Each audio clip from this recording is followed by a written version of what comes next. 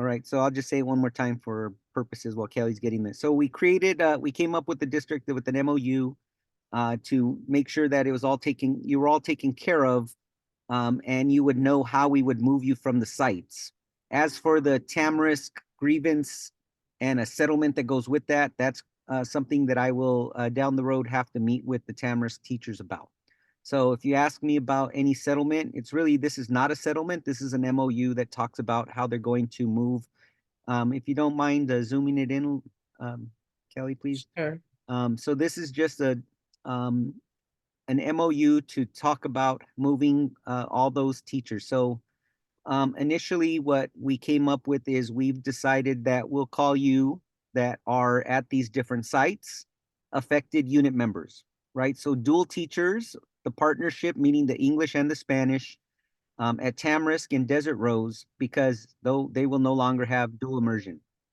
Monolingual teachers at Manzanita and Tumbleweed, you're all going to be affected because you're going to become those DEI K8s. And so I understand that those DI teachers will very likely stay there, but the problem, not problem, but the deal with it is, well, it's changing, it's restructuring. So I mean, there is a chance that anybody that's a part of the dual immersion may not want to actually be part of dual immersion. So you're all going to have the ability to go through the displacement process. So the confusion yesterday in the email, I guess, was because when I said about the displacement, it's meaning the process. That's how we're going to treat it because we already have it in the contract. Non-affected unit members. So some of this may be different than what I had said, but as I stated in my talks with people, is I really tried to let you know that none of it was all set in stone till we met with the district. TK teachers at those sites, and really even at the Manzanita, or the ones we focus on, Manzanita, Tumbleweed, will stay in place. So LV and Roseanne, right? You two will be in place at that site at least for 1 year. There's no room for us to move another TK elsewhere. Sometimes it's just easier to keep it in place. So that's what we've decided here. Special day class, resource, language speech pathologists or specialists, school psychs, literacy coaches, school nurses, monolingual teachers at Tamarisk and Desert Rose, and then the dual teacher partnerships, Manzanita, Tumbleweed. So I did misspeak it that way because it is the dual there, right? And monolingual Manzanita. So my bad on that, because that was where I did get mixed up. So yes, I'm sorry. So only the dual teachers that are at Tamarisk and Desert Rose, because they need to move. You need to move. So these non-affected teachers, none of this process here that Kelly hopefully just moves down a little to the process.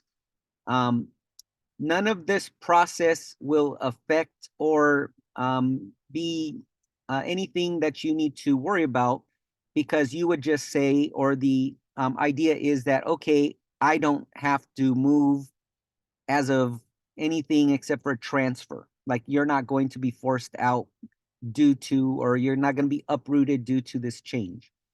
The learning support teacher and the education specialist, they are actually truly displaced because of the Renaissance model being gone. So those two get the first, I'm going to use the word displacement, but it's just the process. They'll get the first shot to be put into positions that they choose. It's because they are truly displaced. If it was differently, they would be the first ones to be put into any position if you were to transfer, the transfer window opened. So, there's always give and take when we have discussions with the district. This is ultimately what we came up with, right? So that's just two people, one of which may or may not work as a special education teacher. The affected unit members, which is the group that's at the top there, and that's named, you can then be placed, right, in vacant assignments prior to any other reassignments or transfers in the district. So the transfer window is going to get pushed back. It's also in this MOU. You're going to attend a meeting if you can, hopefully, right? And you attend that meeting. the district will show all of the openings through the district. They'll talk to you about the process or answer questions, whatever you may have. On a Google form that they create, you would put your top 5 assignment requests, and then human resources will place you based on length of service. That's fully what the displacement process is. In the displacement, it continues with this other, talking about credentialing, this and that. So the little bit of a change here is, well, if you're 5 because of your length of service, your seniority is, what we usually call that. If your 5 are gone, then human resources will do its best to get, another additional assignment request that you might have from all the rest of the openings that are in the district. And hopefully one of them fits your site or your grade level that you're interested in, and then they'll place you. But there's always, always, always, the idea that, well, yes, length of service does affect, the lower you are, then the least of your choices. That happens in any displacement. If you do not turn in your, so this is very important, and those of your buddies or anyone who's not here, if you do not turn in a form by March 15th, when, the human resources is then going to start placing people, if you don't have that form in, then you're going to be put at the end of the list, no matter what your seniority or length of service is.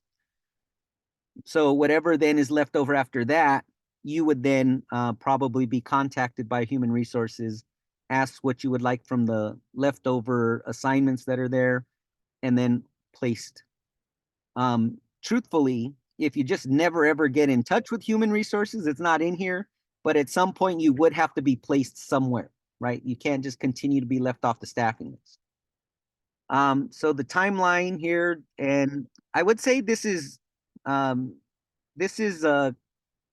official, because I mean, we're saying it here, but if HR for whatever reason runs into a roadblock, they might have to push it back. But right now, Thursday, March 14th, 4 p.m., expected to be there in the boardroom. By March 29th, you shall be notified of your assignment, where it is you're placed, including all the grades, subject, everything. And then if you scroll just further down to this part, which I'm not going to talk about too much, please, through the other part there, Kelly, please. So you could read this when I send it out, but what this is saying is this is just pushing back the transfer windows, tentative staffing list. It's just pushing it back to make sure that all the affected unit members are taken care of first. And then all of the openings, the rest of the openings are shown to the district. Nothing at all in the first process keeps you from going through the transfer cycle 1 and 2 there, if you would like to try to get to a different assignment. So it's kind of like you're getting 2 bites of the apple. You try your best to get placed through the other process, the affected teacher process. If it doesn't work out there, you see something else you like and it wasn't there before, you have the transfer process to take you again to another chance, or give you another chance to transfer where you would like. All right. So, and if you were, when I send this out, when you look at it, it will see, you will see the rest of it. If Kelly comes back, if she just scrolls back up, or scrolls, no, I'm sorry, scrolls through the rest of it, you'll just see that there is nothing that will allow the district to separate due to this restructuring, right? We wanted to make sure everyone knew that, yes, you do have your position, right? So I'm trying to get out of the sharing here. So nothing keeps you from, nothing is going to say, okay, because of this dual immersion thing, we now no longer have a job for you, okay? And then by May 15th, as always, you get the tentative staffing list for 24-25 that's completed. All right. If you can hear me, Kelly, if you just scroll to the rest of it, please. And if not, I understand then, yeah. So, and then like it says there, non-precedential, so this won't happen again, we hope. Takes effect when we sign it. It'll has to go to Rep Council, but we wanted your input here for any of it. So if you please stop sharing, and let me see what I have in the chat, and I'm gonna do these as fast as I can.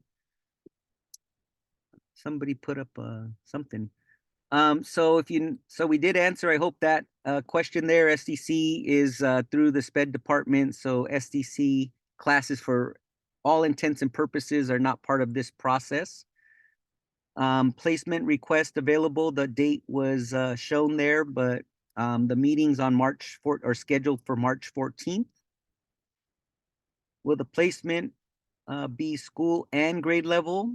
It will be you'll be shown the openings that the district has, HR has, based on all of the staffing lists that are created. They're being created like right now, literally. They were sent out today to the sites, or maybe tomorrow they're finishing them, but they were sent out to the sites to tell them you need your tentative staffing list because we need it for this process. So you would then pick the exact position that you would like based off of the staffing list, grade level, school site. If you're lower on the seniority, right, length of service list, you might not be able to have that choice. So it might just be, the school of choice or the grade level. And, that right there is just kind of what happens sometimes when you get this, what we call displacement process. You're affected, you're not truly displaced because we don't have to go through those other little bit of steps there.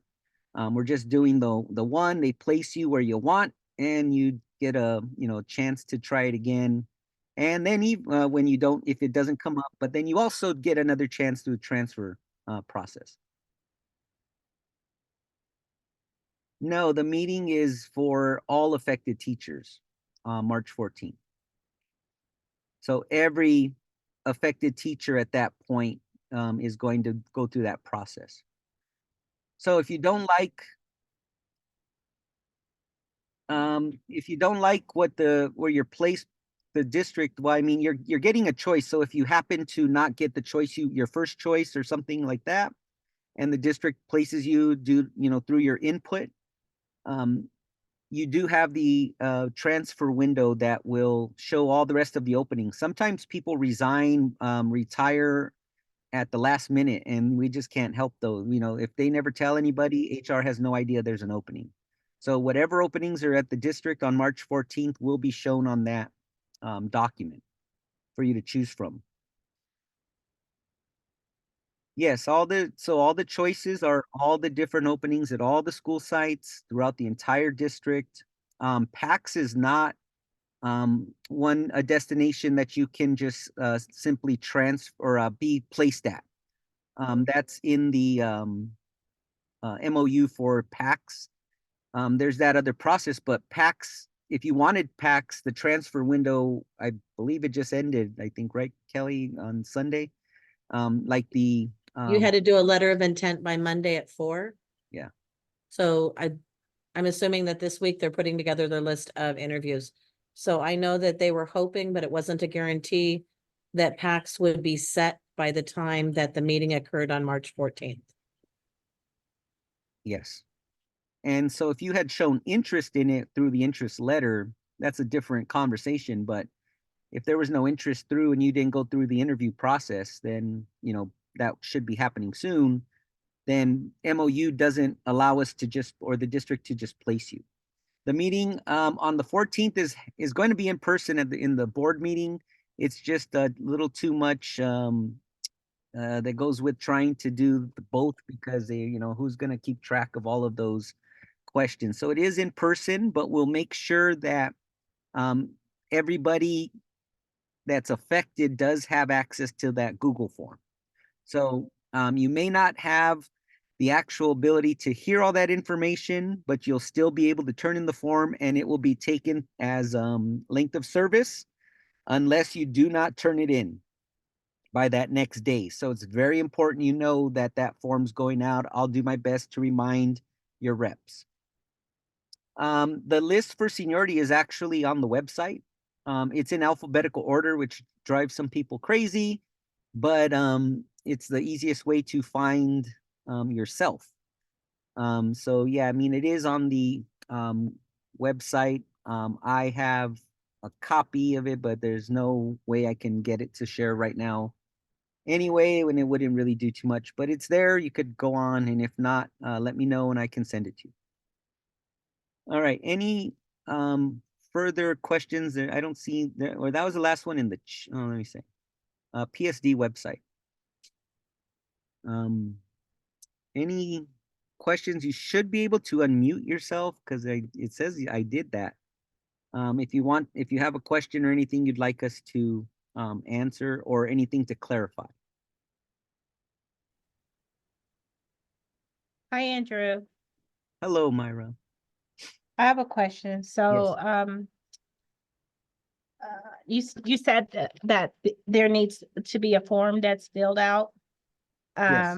So both, for myself and the other teacher affected here, you said that we would have sort of like, kind of like first priority as far as picking a spot.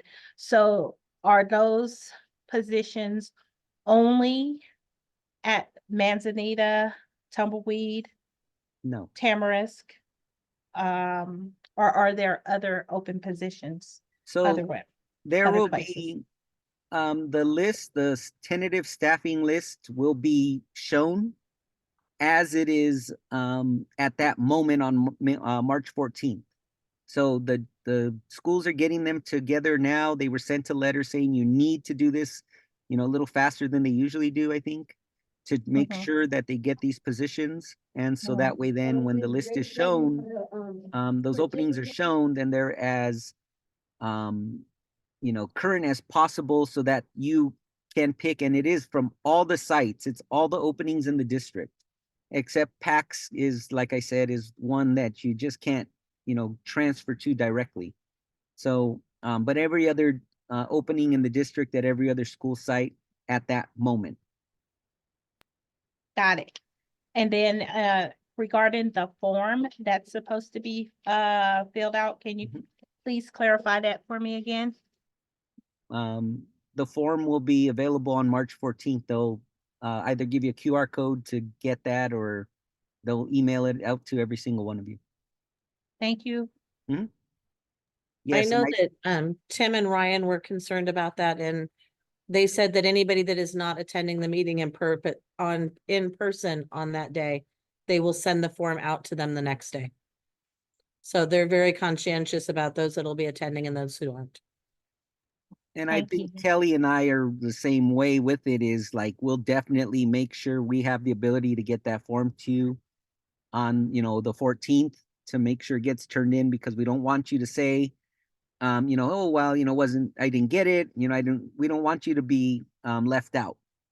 We want to make sure you have that same chance everybody else has. Thank And you so much. there are no promises, but I know that we were going to try to see if we could do it by Zoom as well, but don't count on that. Count on being there in person. But I know that they were going to attempt to possibly set up the technology. But like I said, I wouldn't count on that. Yeah, Thanks. I think it comes down to the techs having the ability to, yeah, project it, but not really have the whole Zoom interaction going. So we think that it just it wouldn't work right, is I guess what the best way to say it. Well, I mean, you could say the staffing list, um, if there's some competing, I mean, I can ask if maybe a length of service list for those individuals that are affected could be created. That might just be a little easier. All right. Again, if you want to just unmute, please do so. Hopefully we've answered all of those that we saw in the chat.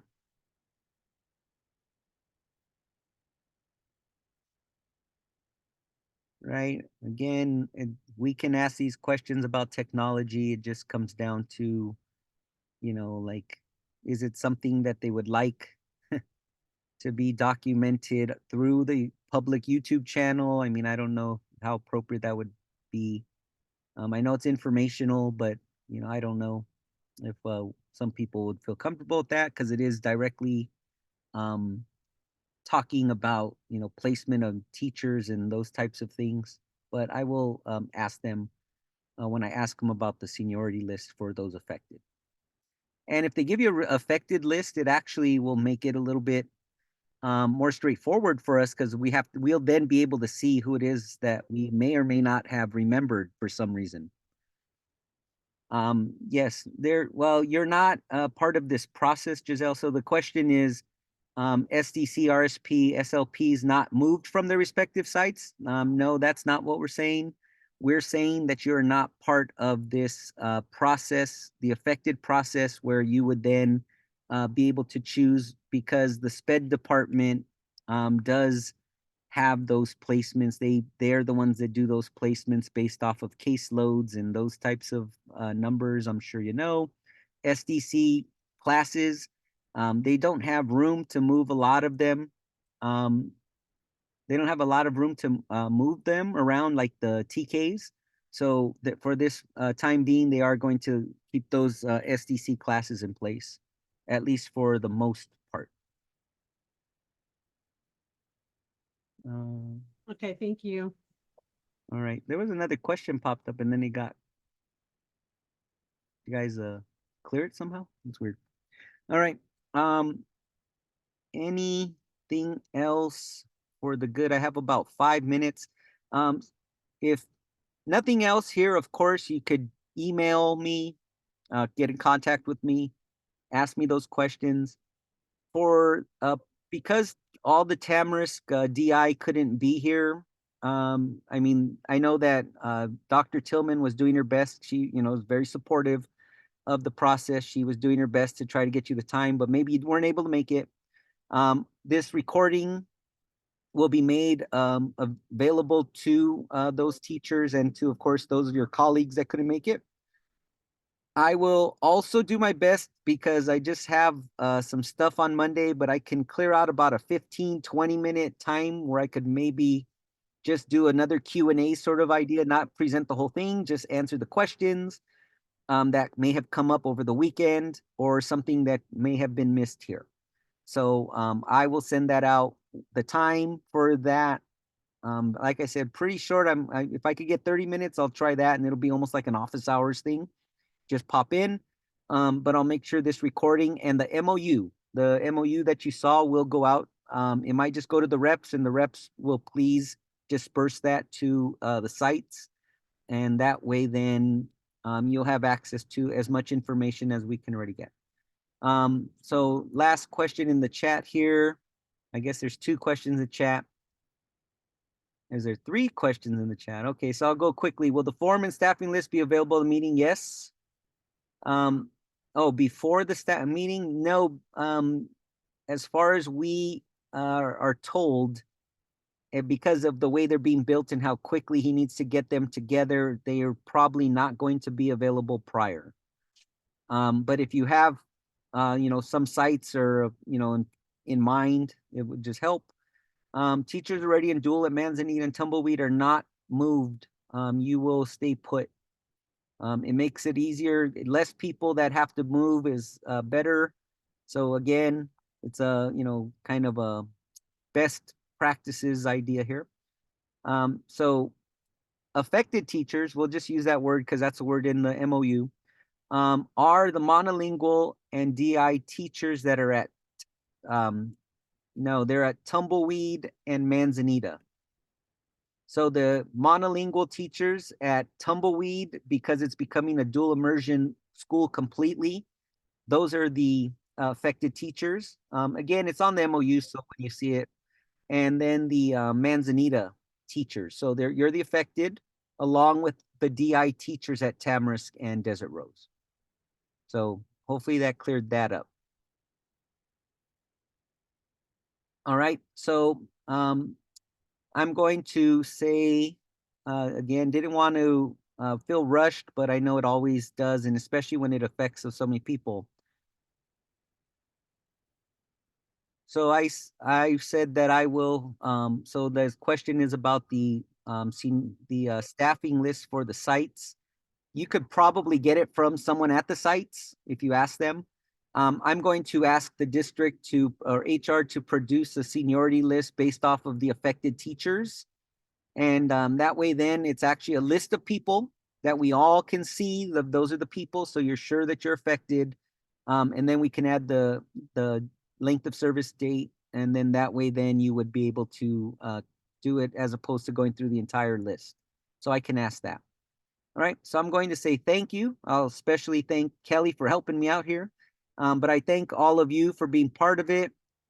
I thank you for, I know some of you will say you didn't show a lot of patience, but you have shown a lot of patience for a very difficult situation, because it's difficult not because, oh, I'm going to go here or there because I'm going to, be a dual immersion school and any of that. I believe it's, difficult because, well, it's the unknown. You don't know what was happening with you and your placement. Kelly and Nick did a very good job, as good a job as they could, to make sure that we took care of as many teachers, right? The most that we could. We got the best deal we could for you.